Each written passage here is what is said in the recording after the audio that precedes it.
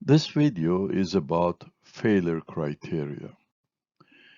Well, if you design any engineering structure, well, the engineer has to determine or calculate the acting stresses and compare it with the strength values of the material chosen for the design. It means that the designer needs to know the material's mechanical properties. And the strength values of the material must be obtained by test, and these tests must be done on specimens having the same heat treatment, same surface finish, and same size of the design component. So if it's possible, it should be done also under the same loading conditions. Well, as we can all imagine that this is not possible every time because of the cost of such an extensive data prior to design. Well, it may be justified if this part is manufactured in large quantities or if it's a critical part and this part may endanger the human life. Well, otherwise, if this cost is not justified, we have to get data from the material supplier or from engineering handbooks or from the literature and have to use it. About failure theories. Well, in the design of engineering structures, we know that these structures are generally under combined loads, and the mechanical properties are determined by uniaxial tensile test. It means that it is not possible to directly use these in failure theories. But as failure criteria, what we have is only empirical theories. So these are proposed for different stress states and for different materials.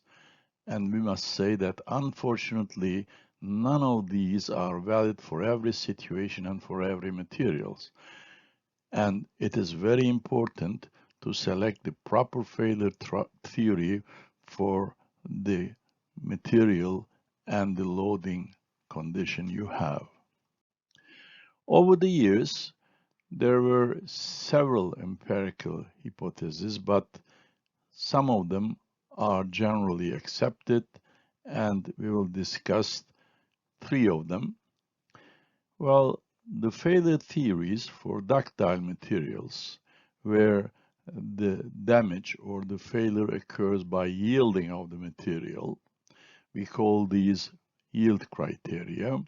We have the maximum shear stress or Tresca criteria and distortion energy criteria, which is also called von Mises criteria. For brittle material, well, where the damage occurs by rupture of the material, and this criteria we call it's a fracture criteria, we will discuss the maximum normal stress criteria. Let's start with Tresca. This is the maximum shear stress theory. And in this theory,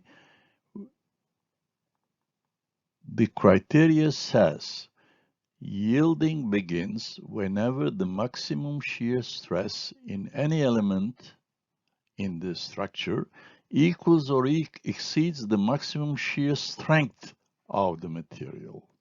So we have to determine the maximum shear strength in the structure for the critical point and compare it with the maximum shear strength of the material.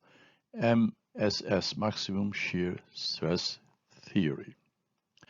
Well, how do we know the maximum shear strength of a material? Well, if you have a simple tensile test, you have a uniaxial loading, and we know that in a plane which is 45, which makes on a plane, which makes 45 degrees with the loading axis, the shear stress is maximum, and its value is half of the normal stress. So when you determine the normal yield strength of a material, well, you can take half of it as the shear yield strength of the material. So tau shear yielding is equal to 0.5 normal yielding. What about the acting stress? If you have a stress state in 3 dimensions, where sigma 1, sigma 2, and sigma 3 are the principal stresses, you can draw the Mohr circle for 3-dimensional case like this. And we all know that the maximum shear tau max is equal to the radius of the big circle, and this tau max equals to sigma 1 minus sigma 3 divided by 2, and it's the radius of this Mohr circle. Well, this is this value, maximum shear, for yielding should be higher than the shear yield strength of the material, which is the normal yield strength divided by 2. And you can rearrange the formula in this simple form. So when we consider a factor of safety n, so then we should not go up to the yield strength. We should take the yield strength, half of it, divide it by a factor of safety, and your maximum allowable shear strength should be calculated with this formula, or you write it in a simpler form. Sigma 1 minus sigma 3 equals to sigma yield divided by the factor of safety. Okay, if you have the Tresca criteria in 3 dimensions, that's okay, but usually we have plane stress problems. Well, in this case, we have in the plane 2 stresses, sigma A and sigma B. These are my principal stresses in the plane, and we know that there is a third principal stress, which is 0. So it's important for us to determine which one is sigma 1, which one is sigma 2, which one is sigma 3. Why? Because Tresca says sigma 1 minus sigma 3 sigma yield. So the second one, the one in the middle, does not have any influence. So for us, it's important to use this indices properly.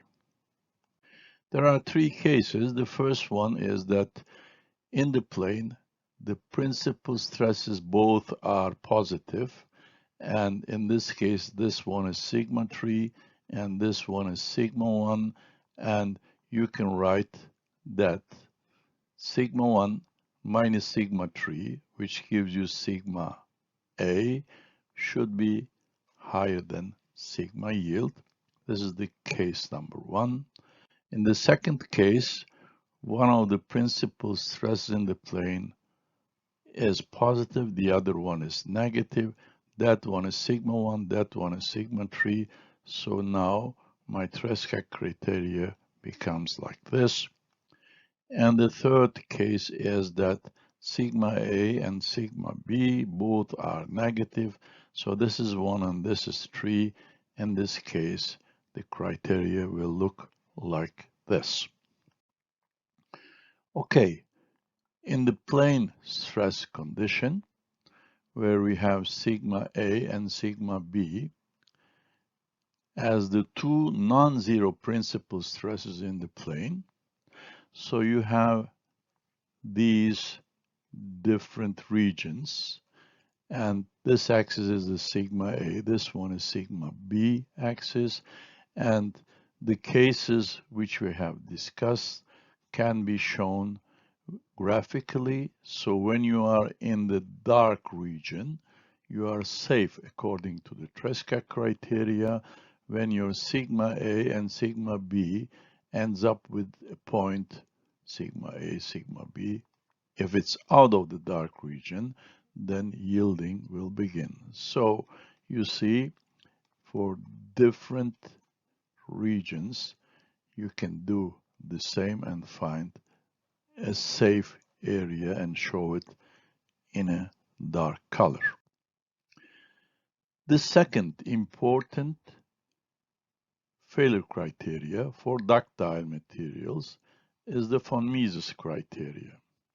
This is called the distortion energy theory or the von Mises theory, and it says that, well, yielding occurs when the distortion strain energy per unit volume reaches or exceeds the distortion strain energy per unit volume for the yield in simple tension or compression of the same material.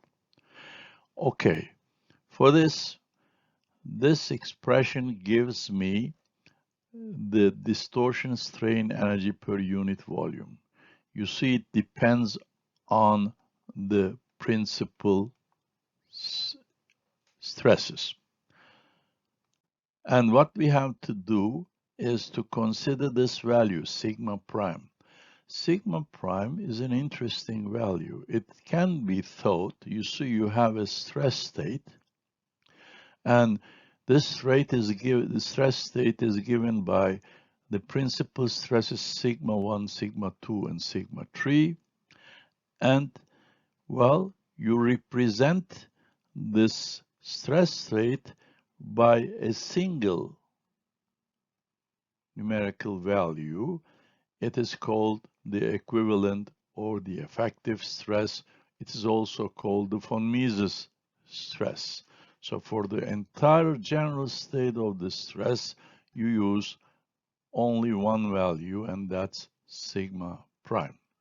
And this effective stress is usually called the von Mises stress, and this theory tells yielding begins if this value exceeds the yield strength of the material. So simple.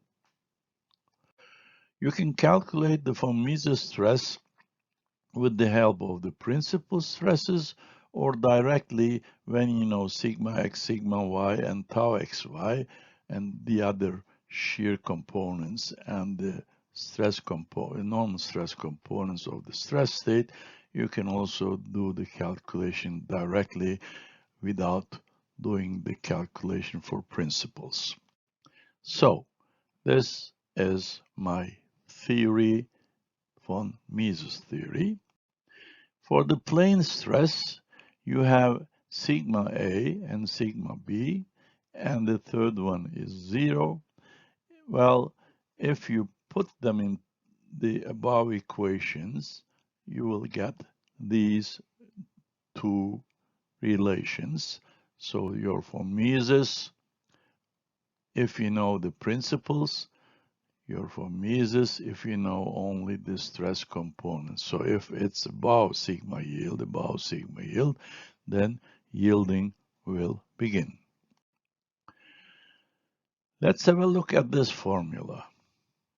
Imagine your sigma 1 is 10, sigma 2 is 0, and your sigma 3 is minus 20. So you add something. Let's add 50 to each of them. This one becomes 60, this one becomes 50, and this one becomes 30. So I have added plus 50 on each of these stress components. So you see we have a new stress state and we have new principal stresses. But as you see in this equation, only the differences of between the principal stresses are important. So when you add 50, so the difference between sigma 1 and sigma 2 will still remain 10. So we can say that the above equation shows that a hydraulic component, well, this 50 we can call a hydraulic component, which acts at all axes at the same value. This equation shows that the hydraulic component in this stress state has no effect on the effective stress. So this effective stress is the same if you add 50 or not. Well, we can say that when you have a stress state like this, if you have a stress state like this, you can consider it as in two components, a hydraulic component and a deviatoric component. And this first part does not have any influence, according to von Mises, on yielding, and only this part is affected for distortion and for yielding. Well, now we remember that the dark area, the safe area for Tresca was like this, and this elliptical curve or graph shows the safe area for von Mises. This one was Tresca. Von Mises considers all sigma 1, sigma 2, and sigma 3. Tresca considers only sigma 1 and sigma 3. Well, you see they are very close to each other. Well, there are some differences, especially in these regions, you know. Well, there's a difference. Well, Tresca is more conservative, and this difference is approximately 15% or so. The third theory, which is used for brittle materials, there is no yielding. Failure occurs due to rupture. In this theory, it is said that failure occurs whenever one of the three principal stresses equals or exceeds the strength. So if you have sigma 1, sigma 2, and sigma 3, so if your sigma 1 exceeds the ultimate tensile strength of the material, so these do not have any role, you know. Well, failure occurs where you just consider the maximum principle and compare it with the tensile strength of the material, and you consider the minimum and compare it with the compressive strength of the material, and then it will tell you whether there will be failure or not. If you have plane stress, well, the third one is 0.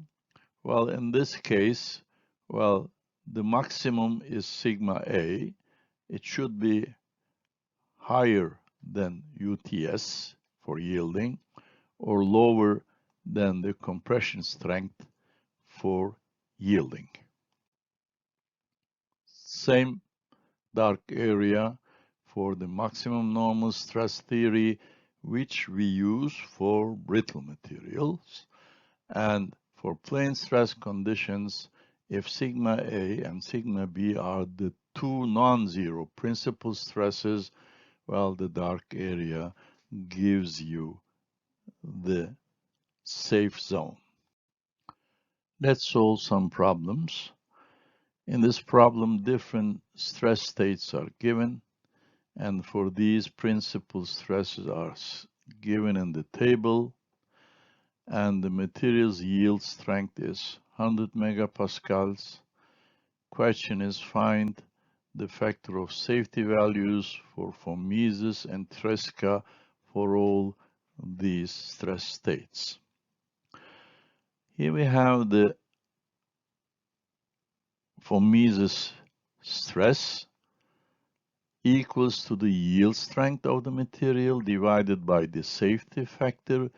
We know the principal stresses and we know the yield strength of the material.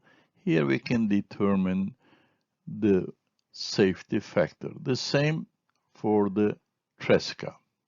So let's take the principal stresses for case A.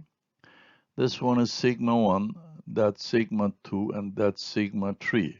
So if you take Tresca, 70 minus 0 should be 100 divided by n equals to 100 over 70. Okay, that's for Tresca. So if you take the for Mises criteria, then you have, well, let's put 70 minus 70 square plus 70 minus 0 square plus 0 minus 70 square divided by 2 and square root of it. So this one goes, these two are the same, and it goes, and the result is square root of 70, and it gives you 70. Okay, this is my sigma prime. So if you have this sigma prime, you can calculate n, 100 divided by 70, and as you see, both give the same factor of safety values. Here you see that both of them are 1.43. Let's take case B. In case B, this one is sigma 1, and that's sigma 2, and that's sigma 3.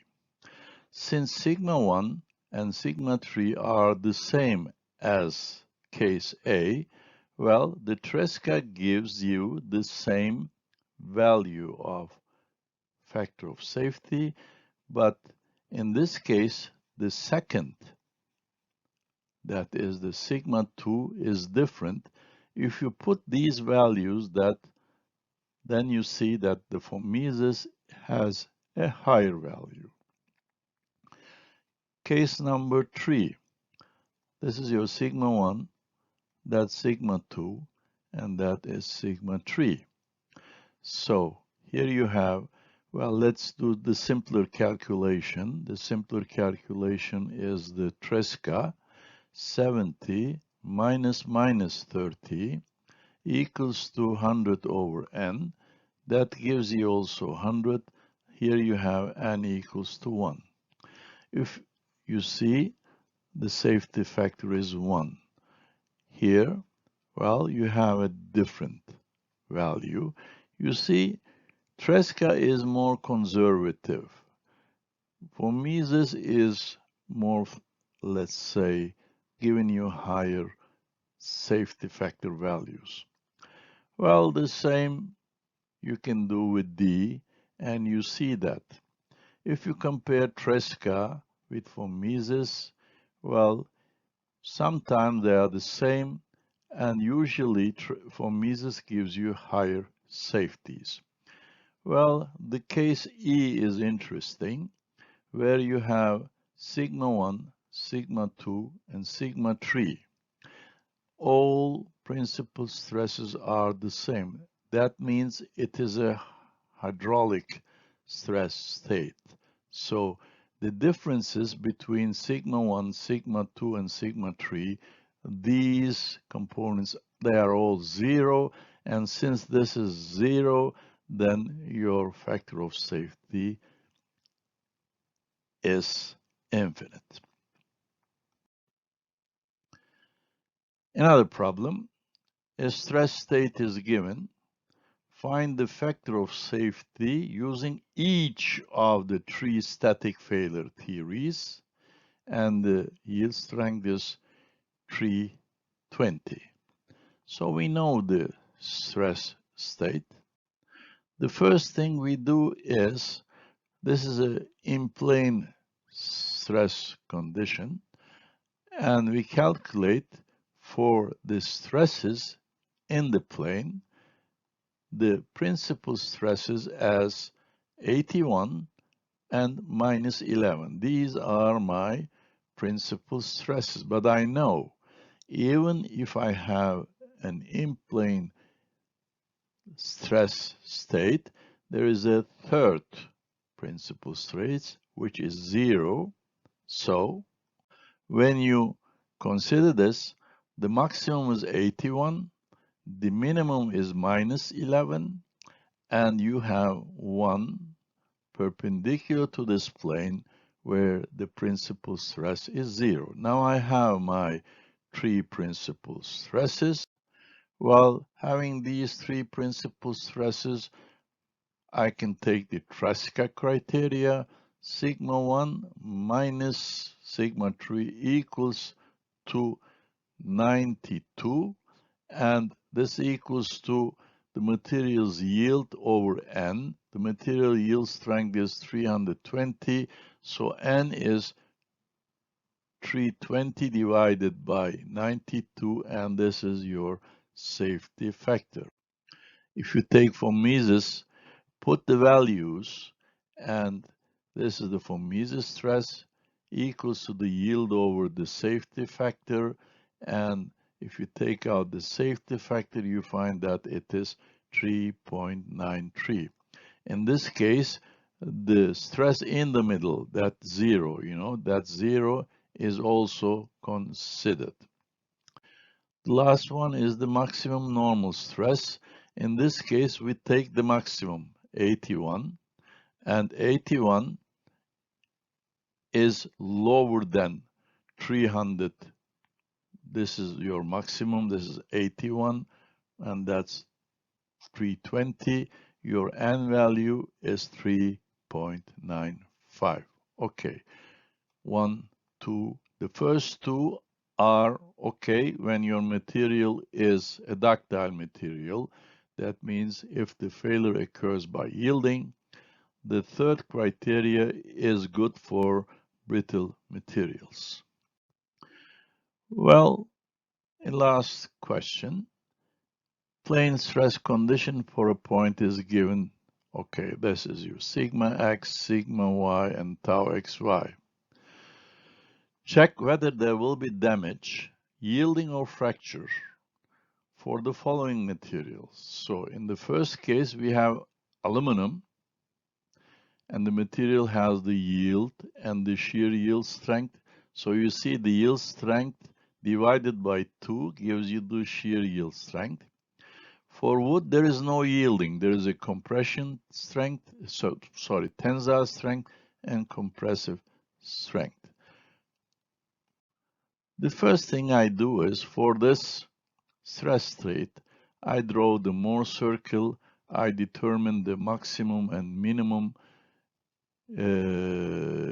principal stresses, and after drawing, I will not go into the detail. This is the determination of the radius of the Mohr circle. Well, you can determine also the location of the center and draw the Mohr circle, and you see that you have the maximum shear stress is the radius of the Mohr circle, and it's 95, and the principal stresses are this value and this value, and you find it as sigma max as 150 and sigma min as minus 40. So we have actually the principal stresses as sigma 1 is 150, sigma min is minus 40. For the in-plane stresses, there is one principal, which is 0. These are the three principal stresses. You see, considering that the third is 0, we write this. And now, having these, I apply my criteria. Aluminum, is ductile, I can use this criteria, and I see sigma 1 minus sigma 3 gives you a value which is 190,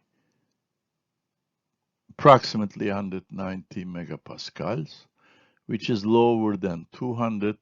There will be no yielding.